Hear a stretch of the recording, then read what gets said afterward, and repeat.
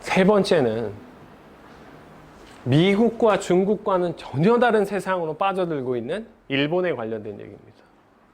아까 말씀드린 것처럼 미국과 일본의 소비재 업체들은 젊고 영하고 디지털하고 새로운 엔터테인 요소를 가진 업체들을 인수하고 합병하고 있어요. 그렇다면 지난 10년, 20년간 저성장의 국면을 계속 지속하고 있고 노령화가 진행되고 있는 일본은 코로나19 이후에 어떤 모습으로 진행되고 있을까요? 사회의 모습이. 이 업체를 보면 알 수 있습니다. 워크맨이라고 생각하면 여러분 어떤 생각이 먼저 떠오르세요? 네, 이거 그죠? 다음. 최근에 유튜브에 워크맨을 치면 전부 이거밖에 안 나옵니다. 그죠? 장성규 씨의 워크맨. 이것도 아니에요. 저희가 얘기하고 싶은 워크맨은 네, 워크맨 제2의 유니클로를 꿈꾼다. 일본의 잃어버린 10년, 20년 동안 탄생한 최고의 스타는 유니클로입니다. 패스트 리테일링이라는 회사가 일본 시가총액 탑3 안에 드는 회사로 성장했죠.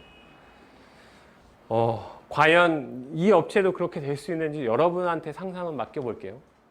다음. 일본 유니클로를 울린 작업복 패션. 한국 페피도 사로잡을까? 우리 지난번에 제가 그때 말씀드린 코닥 옷을 입고 회사에 가봐라. 그죠? 비닐 옷을 입고 가봐라. 인싸가 되기 위한 지름길 중에서 젊은이들이 좋아하는 걸 입고 가면 젊은 직원과 소통도 해보는 계기가 되니까요. 근데 그 작업복이 진짜로 대박이 났습니다. 작업복 시장이 한국에서도 슬슬 태동하고 있습니다. 블랙야크와 코롱이 작업복 전문 브랜드를 출시했고요. 최근 패션업계에서는 작업복 특유의 기능성을 갖춘 패션 의류를 뜻하는 단어로 그 의미가 확장 중입니다. 브랜드를 표방하고 있지만 브랜드 인지도가 높아질 경우 일본의 워크맨 플러스처럼 일상복화될 가능성도 배제할 수 없다? 워크맨 플러스가 뭐지? 다음. 이거 지난번 10월달 스터디에서 내용 소개해드렸죠. 스트릿 패션 업체들이 단점을 보완한 집콕 DIY 인테리어 열풍 인기에 힘입어 이러한 디자인의 옷들을 출시하고 있다라고 얘기했었죠. 작업복 패션. 다음. 요겁니다.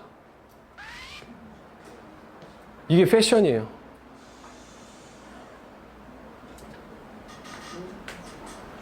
뭔 전용이죠? 그죠? 작업 전용이죠. 다음. 이런 옷. 원래 이런 옷을 파는 업체였어요. 장화. 그죠? 조끼. 건설 현장에서 쓰이는 조끼. 그리고 발열 의류. 이런 걸 파는 업체였습니다. 다음. 그리고 매장은 이런 형태였어요. 지방의 소도시 같은데 당연히 B2B로 팔고 작업자들한테 파는데 이런 인테리어면 어때요? 필요하면 들어가 사는 거죠. 그랬던 워크맨이 변하기 시작했어요. 원래 히스토리는 이렇습니다. 네. 1980년도에 장인의 가게 워크맨 1호점이 개점을 했고요. 공사 현장에서 청년 여성들이 늘어나면서 일본 역시도 중산층 일자리가 사라지면서 청년 여성들이 공사 현장에 많이 투입이 되면서 투박한 작업복에 대한 불만이 생겼어요. 그러니까 스타일리시 워크웨어를 표방해서 그들의 취향을 좀 맞춰줘보자. 그래서 5년 전부터 일반인의 워크맨 구매 증가를 발견합니다. 회사에서. 왜 작업하지 않는 사람들이 저런 작업복을 구매하지? 라고 이 회사에서 간파하기 시작해요.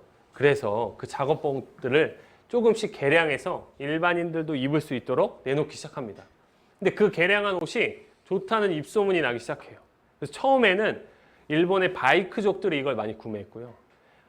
다음으로는 아까 말씀드렸던 시간이 늘어나면서 낚시, 등산, 하이킹하는 인구가 늘어나니까 그들이 이 제품과 이 브랜드들을 좋아하기 시작합니다.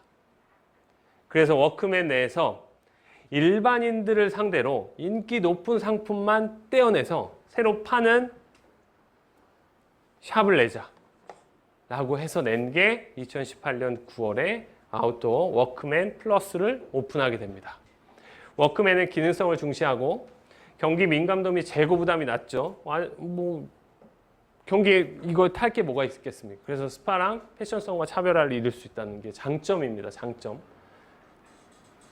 아까 봤던 워크맨 그 매장의 분위기와 워크맨 플러스의 매장의 분위기는 사뭇 다르죠. 뭔가 칙칙함이 없죠. 네. 그리고 내부도 그리고 옷의 형태들도 이런 식으로 바뀌기 시작합니다. 밝고 화사한 색깔들을 쓰기 시작합니다. 다음. 네. 그래서 트위터에 워크맨 조끼 낚시할 때 딱이다.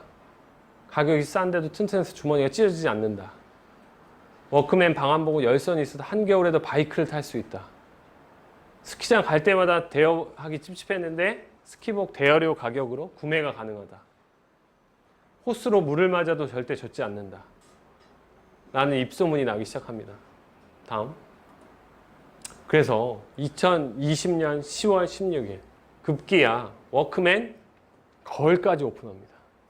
네, 워크맨 플러스와 워크맨 걸 오픈했을 때 매장 앞입니다.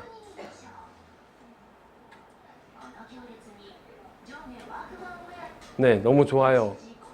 튼튼하고 찢어지지가 않고 가격이 싸서 너무 갖고 싶어요. 인산인해를 이루고 있습니다. 여성들에게 이렇게 줄을 서고 있어요.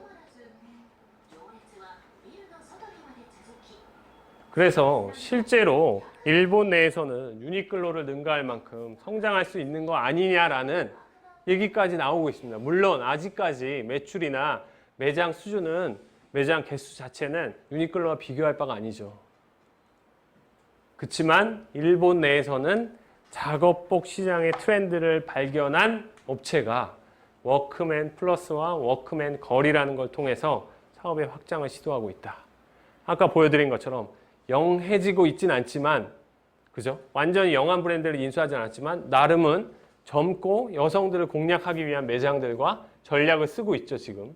B2B 분야의 사업에서 B2C 사업으로의 전환을 추진하고 있는 거죠.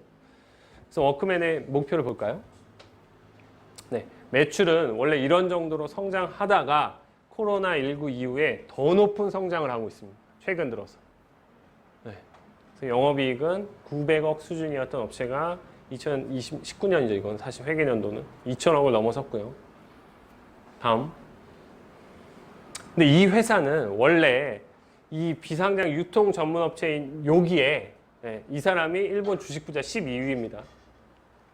이 사람이 이런 지방 소도시 또는 일본의 홈디포 뭐 이런 것들을 운영하고 있는 매장들을 보유하고 있는 사람이에요. 그래서 자기네 자체적으로 일하는 사람들에 대한 의류에 대한 수요가 있었고, 그래서 만든 브랜드, 인수한 브랜드가 워크맨입니다. 현재는 지분 구조는 이렇게 돼 있고 894개예요. 다음.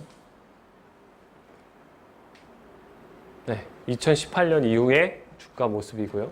매장 수는 현재 워크맨 플러스 900개점까지 오픈하겠다라는 목표인데 현재 230개입니다. 그리고 워크맨 걸 400개 만들겠다. 그래서 전체 매장을 총 1,500개 점을 오픈할 계획이다. 어떻게 받아들여야 될까요?